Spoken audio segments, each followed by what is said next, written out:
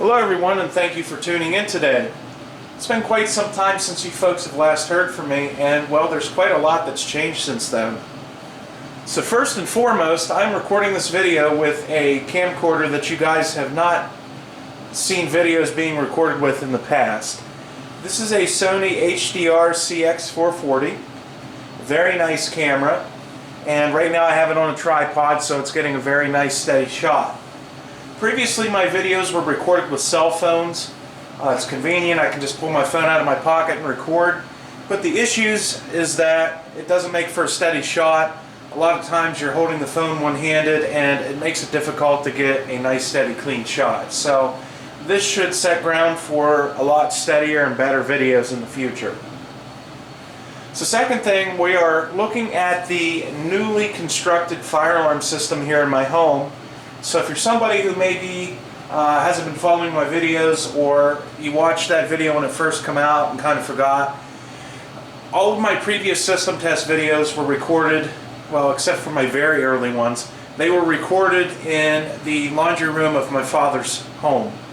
I was living with my father at the time. He allowed me to set up the system there, and there was different panels and setups throughout the years, but mainly most of the videos were there. Well, since then, not only have I moved out of my father's house into a house of my own, he's actually sold that house. So, of course, the system was completely removed, as well as all of my possessions, and they're now here. The nice thing about me owning this house is I can pretty much do whatever I want as far as a fire alarm system.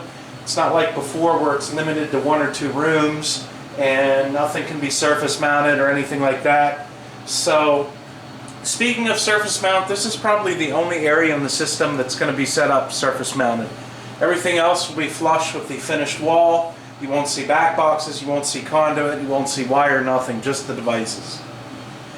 So this is the start of the system. Being that this is concrete block, there's really not any other choice besides surface mounting this equipment. But right here we have a Simplex 4099 9006. This is a dual action addressable pull station on the surface mount back box. We then have some 3/4 inch EMT, and if you take notice, the connectors, the straps, the EMT itself have all been painted red. And I'm really happy with how this turned out, and I plan on doing this with all the conduit in the system in the future. Up here we have a P4R. Once again, the back box it's on has been painted red. This is a deep back box, so if I ever want to put a speaker strobe or something that needs a little bit more room, it's there. The old fire alarm sign from the laundry room in the old system is installed as well. And then we have this conduit kind of running back to the Simplex 4010.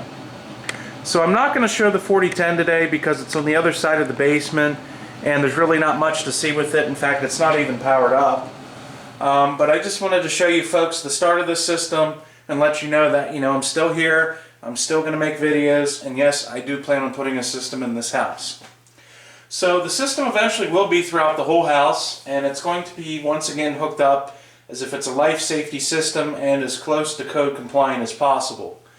One of the biggest things though that's going to hold this project up is most of the wire to get to the first and second story of the house is going to have to run through my kitchen.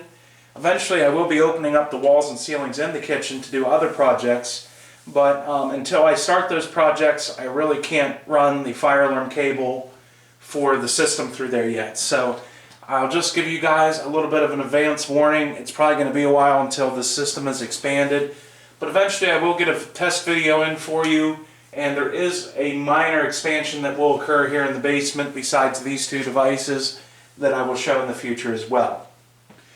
So the next thing I want to talk about, I feel, is humongous to this channel.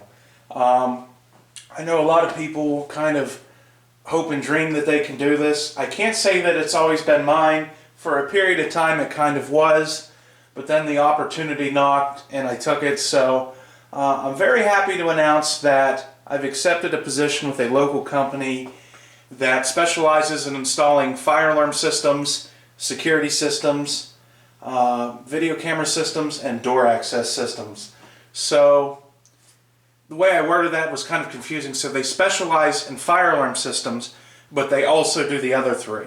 They are strictly a low voltage company. They don't do regular electrical work or anything like that. And one of the nice things about this company is, as I said, they're a small local company, so I will be on call from time to time, and it's nice with a smaller company because one of the questions I actually asked them at the interview was, what is the farthest away account you have? So they told me the name of the town. They said we have one account there.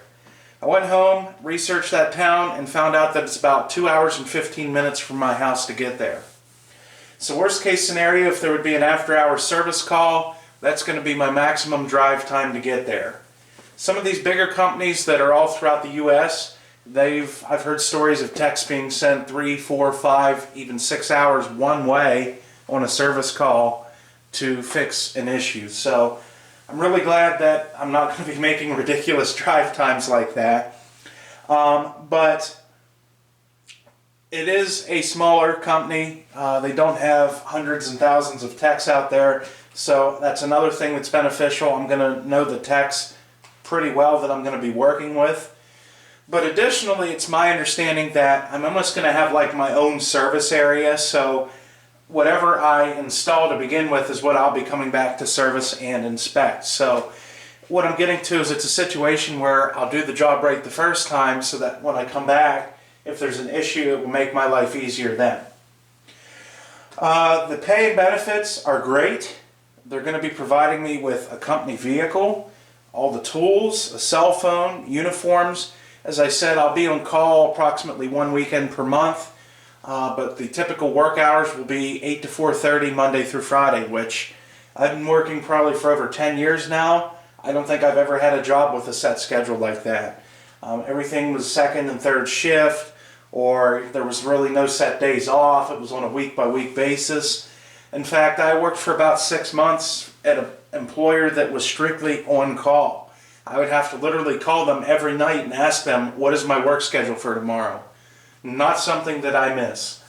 But I really feel like this opens up the opportunity to, first of all, learn lots of things that as a collector you can't, such as working with dialers or big systems and big buildings, because, well, as a collector, we just don't have that capability. So I'm going to get exposed to things like that. Also, there's the possibility of making some videos out in the field. I don't want to make any promises now. I don't know what their policy is, but if they're okay with making videos and the customer is, then most certainly, yes, I would like to make some and upload them here to YouTube. Additionally, I feel like someone's going to ask me this question, so I'll just answer it now. There is going to be times where we're going to be taking fire alarm systems out of service and replacing them with a new system, even though some of the devices still work. So if those devices are just simply going to be thrown away and I can take them, by all means, yes, I will. I will rescue them from the dump. So what I'll do with them is trade them or sell them off towards other fire alarms. And, you know, I'm not going to be greedy about it. I'm not going to pull a 2903 light plate with a 9806 horn out of a building and get it for free and try to sell it for $200 on eBay. People try to do it, but anyways, you know, if I do this, it's not going to be to make a killer profit on the side or something like that. It's going to be me just trying to get these alarms to collectors that maybe are having a difficult time getting these items, and hopefully be able to sell this stuff at a price that's affordable for collectors. But once again, this is only if I'm allowed to do that. They very well could say we don't want you doing that, or the customer may want to keep the devices. It's very hard to tell. One of the first projects, though, that I do know for a fact I'll be working on is actually a local college campus. And from what they told me, there is currently a simplex system that's giving them a lot of trouble. So they're going to be updating the system. They told me it won't involve pulling any wire or boxes or conduit. It's just strictly disconnect old devices and install new devices. Once again, I don't know the age of the building. This could very well be a vintage simplex system with, it can even be as old as coded pull stations. I don't think that's the case, but there's the possibility really for anything. So once again, if they're just throwing this stuff out and I'm allowed to take it, by all means I'm going to rescue this stuff and get it in the hands of other collectors. By the way, the appliance you hear running in the background, that's my dehumidifier. This is something you're probably going to hear in future videos as well. I apologize, but it's something I have to run here in the basement to keep the humidity levels and mustiness away. So just something in future videos you may hear. But anyways, that's it for now, folks. Thank you for tuning in. Stay tuned for more update videos to come.